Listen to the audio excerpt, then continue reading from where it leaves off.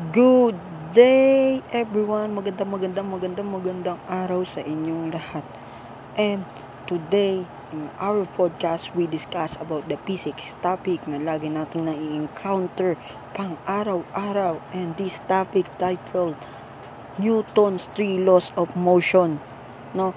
Sino nga ba si Newton and sino ang mga tao behind bago si Newton na nagbubuo ng 3 laws of motion? So let's proceed to the first person behind the law of motion. He named Aristotle. According to Aristotle, no, the speed of object is directly proportional to the force acting on it. And he also introduced the impetus, I-M-P-E, elephant T-U-S, na ibig sabihin ng impetus sa ating word ngayon is force. And according to him nga, na directly proportional relationship ang speed ng object and force. No? Ang gandang example nito is our slide dun sa mga park, yung mga slide natin. No? For example, you push yourself to the slide para mag-slide ka dun sa slope na yon. And the force you use to push yourself is equals to the speed mo nung pababa ka. Then the next person behind the law of motion is John Peloponus. Develop a concept similar to Galileo and Newton's idea. Mamaya yan natin si Galileo and Newton's. He introduced the theory of impetus or theory of force, which is like the force keeps the object moving. Ibig sabihin, if there's a force, there's a motion. And if there's a motion, there's a force. Sinasabi niya. And if the force decrease, also, nagdi-decrease din o nag-slow down yung movement or motion ng object. No? And kapag ang motion is nag-decrease, ibig sabihin, nagdi-decrease din ang force ng object. And let's proceed to the third person named Jean Buridan. He also saw the impetus as the cause of movement. No? He developed the theory of impetus introduced by Peloponus. According to him, motion is possible through a mover that keeps the object moving with the power proportional to the speed and mass of the object. Sinabi dito, no, when there's a force, there's a mass and acceleration, and when there's acceleration, there's a mass and force, and where the mass move, there's a force and there's an acceleration. So let's proceed to the next person behind the law of motion, who named Galileo Galilei. No, he the one who disagreed to the Aristotle, and he claimed even without the continuous application of force, an object can continue to move with a constant speed in a straight line provided there are no outside force acting on it. No, sinabi nga doon yung example, magandang example ni Aristotle yung nasa slide. But according to Galileo, na kahit na hindi directly proportional ang force sa speed kapag pababa, ibig sabihin it will continue to move with a constant speed. So next person behind the law of motion, we have Sir Isaac Newton. He used Galileo idea to eventually formulated the 3 law of motion. Siya yung nag-formulate ng 3 law of motion na galing naman sa idea ni Sir Galileo Galilei. So let's proceed to our topic. What is motion? Kanina pa ako sabi, ano yung motion? Sabi ng motion. So, what is motion? First, what is motion? Motion is described as distance, displacements, velocity, acceleration, speed, and time. No? A motion described as is distance. Kapag may pinagkaiba sa distance, niya noon at ngayon, there's a motion. And kapag displacement, na galing siya sa kanan, kumaliwa siya, displacement siya ay motion. Motion pa rin ang tawag sa kanya. And when the object move, there's a velocity. Ibig sabihin, kapag may velocity, may motion. Kapag may velocity, may acceleration din, and speed and time. No? Magandang example nito is biking, walking na araw-araw nating nakikita o laging nating ginagamit. No? So, what is force? Force naman tayo. Force is a push or pull that charge or maintains the motion of object. Force can change an object's speed, direction, and shape. Sabi nga kanina, force is directly proportional to the speed. But sabi dito, force change an object's speed, direction, and shape. Kapag may force ka, may speed, direction, and shape kang pinagkaiba.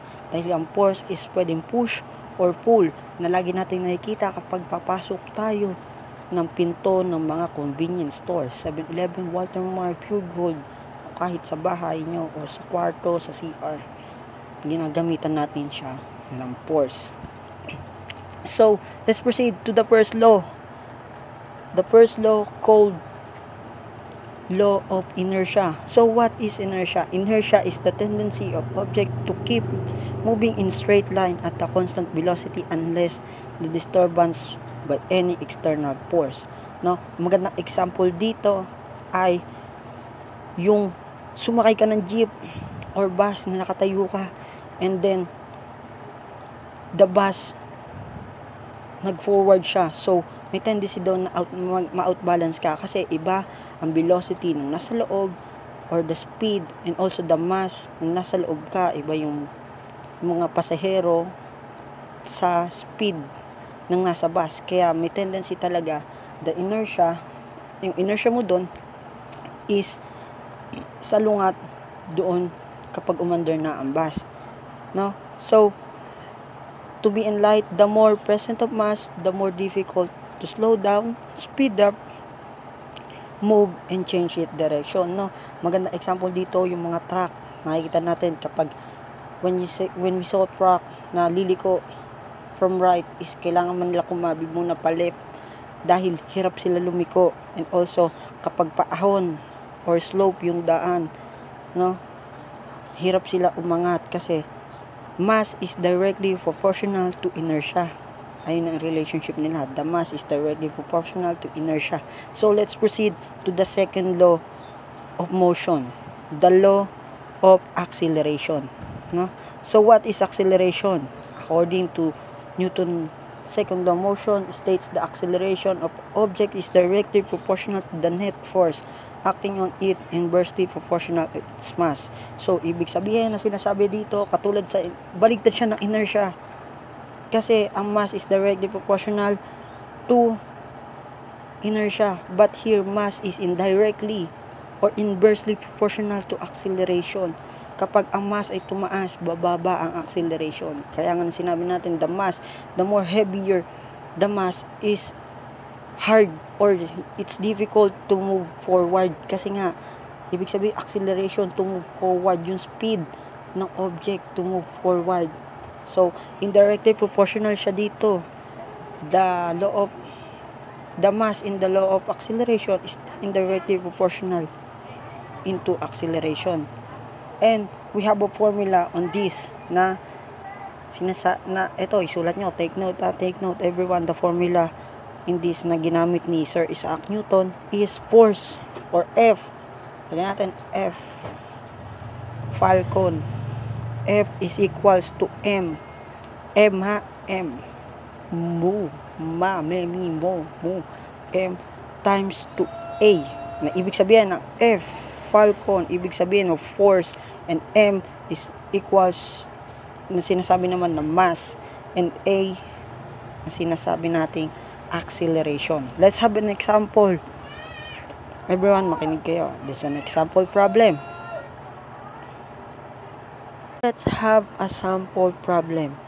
A 1,000 or 1,000 kilogram truck is traveling at the acceleration of 445 meter per second squared is find the net force needed to accelerate the truck. So, tandaan natin, the formula is force equals to mass times acceleration. And we have a mass here na sinasabi ang truck, the mass of the truck is 1,000 kilogram.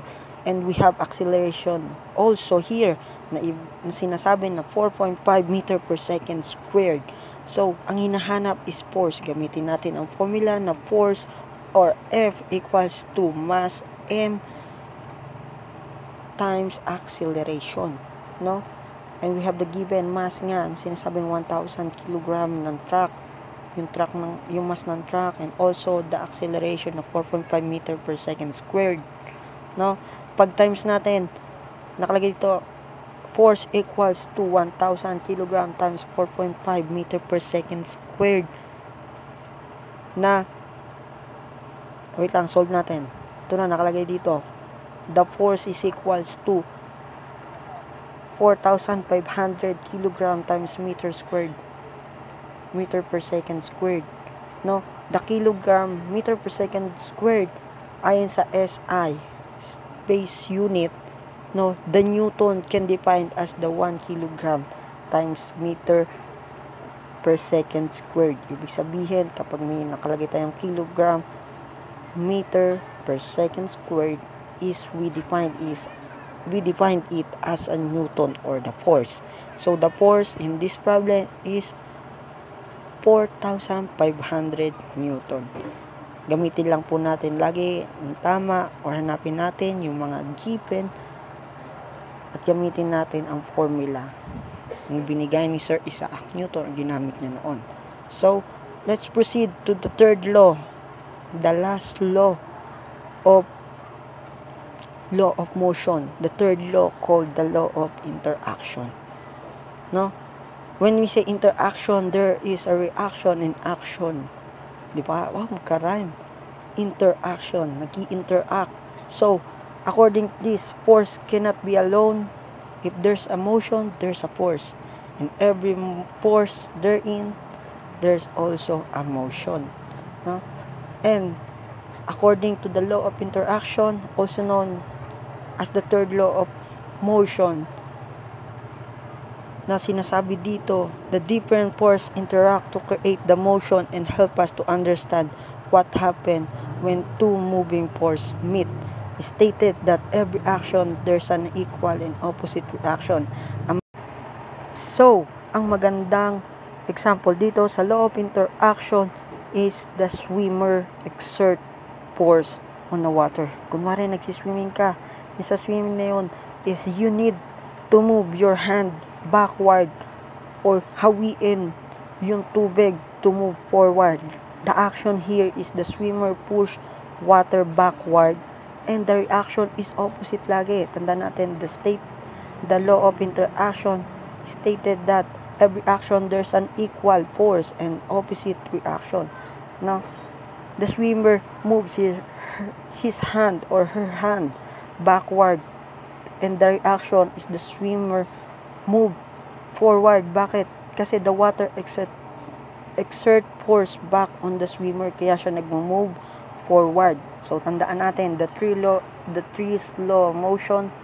We have the law of inertia, na the mass is directly proportional, and we have the law of acceleration, na sinasabi naman the mass is indirectly proportional to acceleration, and we have the law of interaction, na nandoon ang action and reaction. Kapag ang action ay equal force, we have opposite reaction. So everyone, thank you. Maraming salamat. Sana may natutunan kayo dito sa ating podcast, na kahit 10 minutes or lampas ng 10 minutes to ay ma-apply nyo rin sa inyong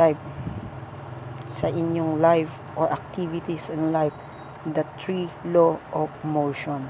Thank you, students. Thank you, everyone. Love you all. See ya. Whatcha?